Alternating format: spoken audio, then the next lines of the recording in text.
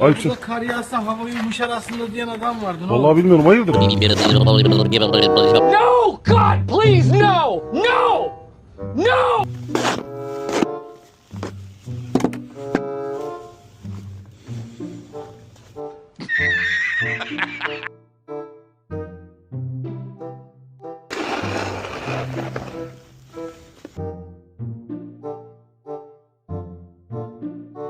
2 hours later.